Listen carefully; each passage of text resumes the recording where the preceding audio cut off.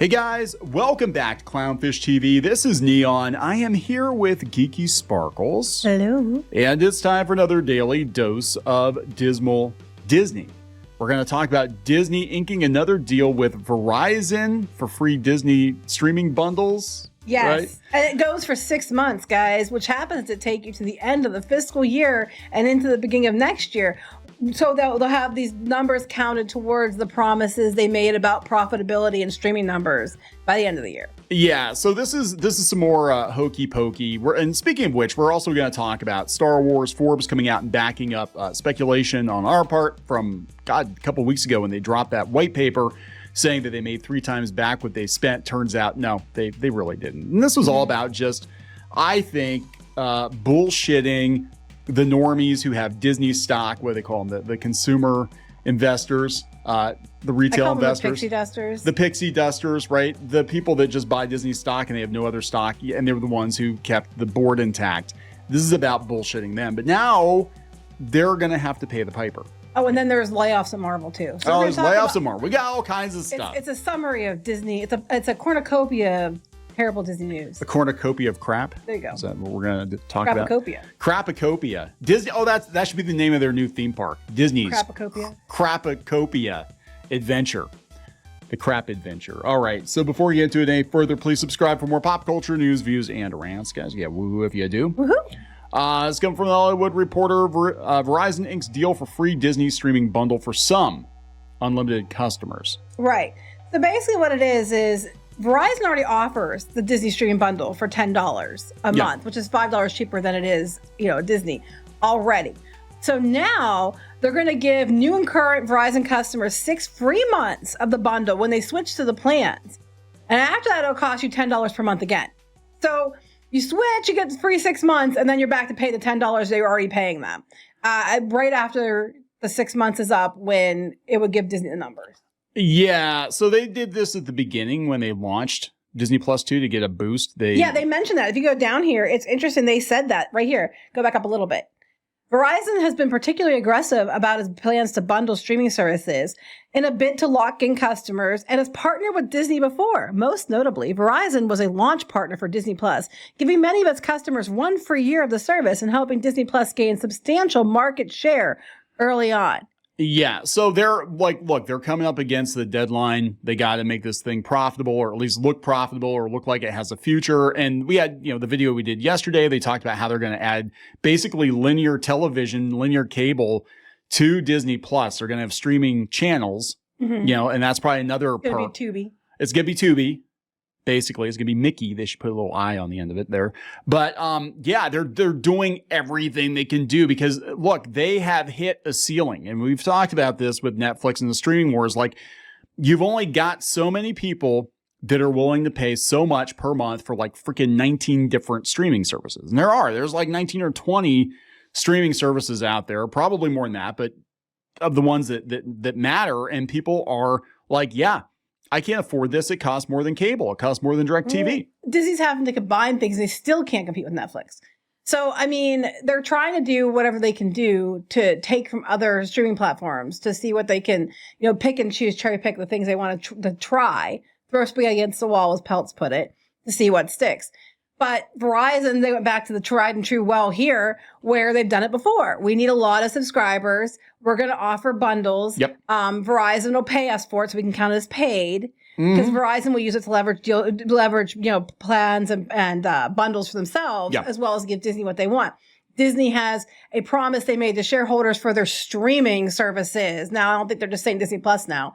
And numbers, and that's coming due in a few months. So let's give it to them for 6 months free. As soon as they sign up, people are going to sign up for 6 months, and they're going to count it throughout the end of the year as a subscriber. Well, it's not like anybody's going to lose their job over this, right? If they don't hit those numbers. Yeah, I know, right? Because this is like, I mean, I don't know, guys. This is seems very desperate. There's definitely some panic, and I don't see how, unless they start fudging the numbers, that they can look profitable by the end of the year when they've spent as much as they spend on the content. And we know that people are actually quitting Disney Plus because there's not enough new content there. Well, what they're going to do is they're going to take these people that sign up for this, and then they're going to put those numbers into their Charter, Spectrum numbers, and all those other numbers that they keep getting bundles out there for, which I told you they weren't going to lose on that, contrary to what people said. And they're going to leverage that for advertising dollars, and they're going to use that money to pump into it to say that's profitable. Yeah. So that's what they're trying to do. They're trying to get more subscribers so they can upcharge advertisers, shove more ads in. You're going to probably see more so they can say at the end, oh, look, we hit our profitability numbers. And that's probably what they're going to do, which I've been telling you that they're doing this. So let's talk about moving some numbers around. Yes. Let's talk about the white paper. Yeah, let's talk about Star Wars. So this is the article. It's out on Forbes, and they basically take Lucasfilm to task, take Disney to task for its acquisition. And, we showed you this before. We talked about this before. I read the fine print. And it is the really fine print. Nebulous and weird. And what they're saying is that, they might have made back 3 times in revenue of what they spent for Lucasfilm, but that's not factoring the cost of making the new stuff, So it's kind of like, they did this again, just to trick the pixie duster investors into thinking, well, look, they handled Star Wars great. The article actually spends a lot of time talking about how decimated Star Wars is, that it's not in a good place right now, that a lot of, the expense that Disney has put into Star Wars, it hasn't yielded results. They talk about the merchandise sales being way down. And it's true though about the not having results. The toys is, I think, do well. And I think Disney, if they were pushing the corner, they would go down to the fact that, well, this percentage of sales of tickets, at Disneyland and at Hollywood Studios is for Star Wars. We'll count that money and everything else. But it's not doing as well as what they're trying to spin it, which we brought up before when we covered the white paper. Hollywood accounting. They're going to take. We said then it was Hollywood accounting, which we said then too. So it's like basically Hollywood accounting. Like you can massage the numbers, and Disney is very, very good at this. This is why the SEC was getting involved, with the whistleblower. But you can either make things look as good or as bad as possible. If you don't want to pay taxes, you make things look dire. Like, oh my God, guys, we can't even keep the lights on. That would be interesting. I would love to see if they have a different story on the taxes than they do on this. That would be really interesting. We're never going to see that, but that would be an interesting look. Yeah, because if you say, hey, we made $4 billion in profits, the IRS is like, oh boy. Accounting. It's like, oh no, we lost money. We definitely lost. But look, they've spent. But not on here on the white paper. We made money. To keep the board in place. Keep the board in place. But they're saying that the merchandise sales, you got to factor that into it. But you have to factor into all the massive duds. And I think it's great because they actually show definitively that Solo lost money, and that's one thing that's been up for debate. Everybody's like, oh, Solo did fine. It did just fine. It made, somebody thinks that if you spend $150 million on a movie and it makes $151 million at the box office, that you made $1 million profit. I'm like, dumbass.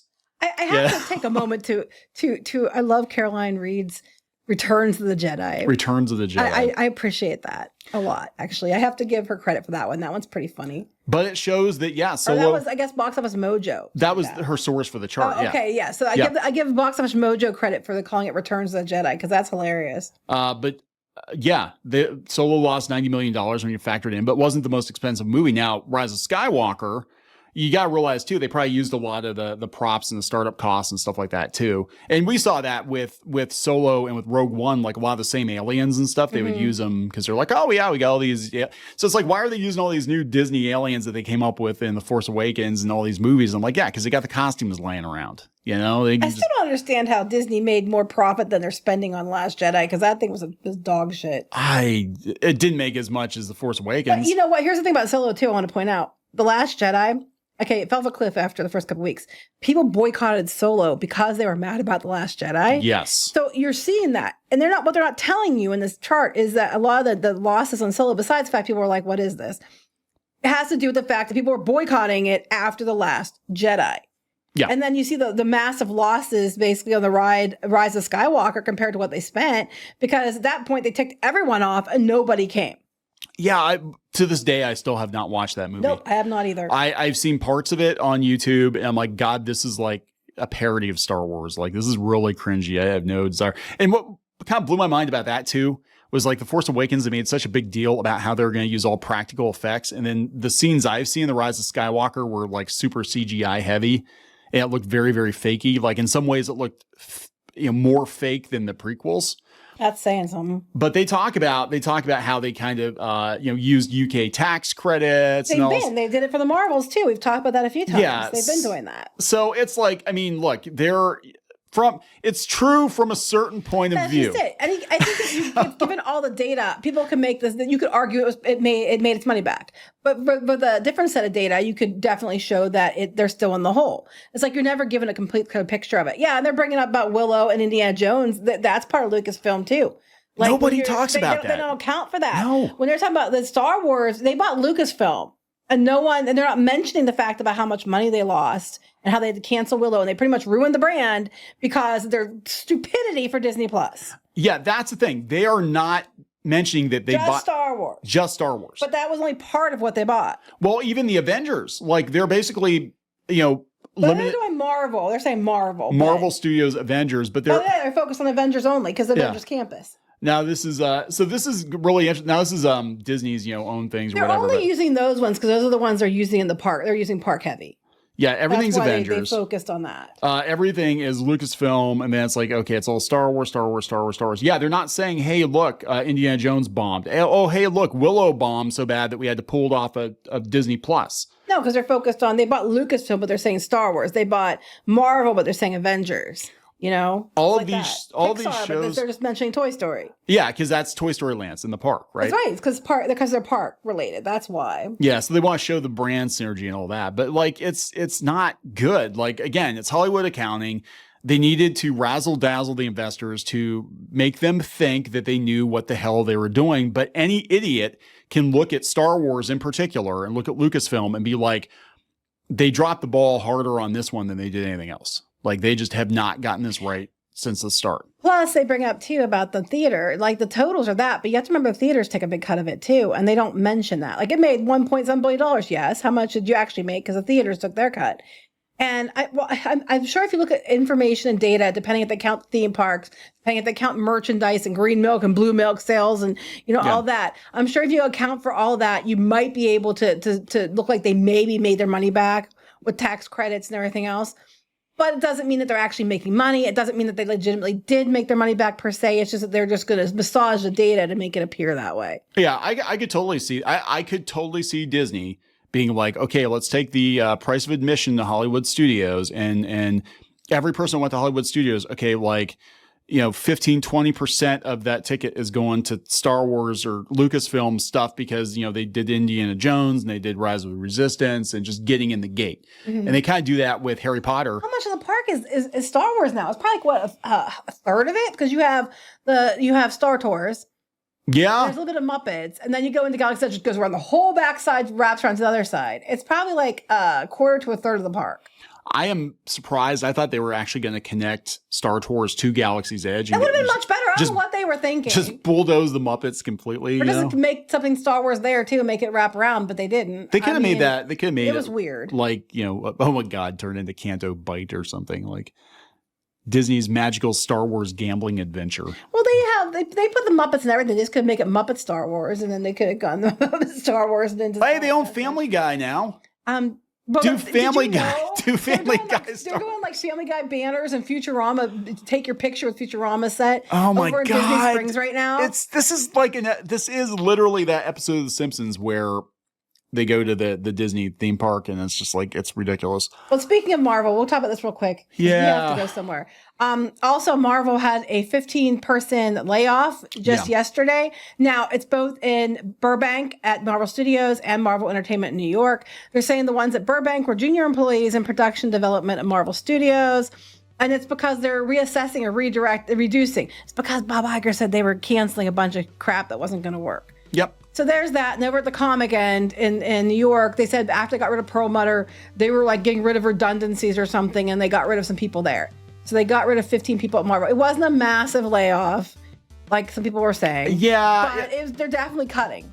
Well, I think they need to cut back to profitability. They just need to make good movies. They need to make, good comics.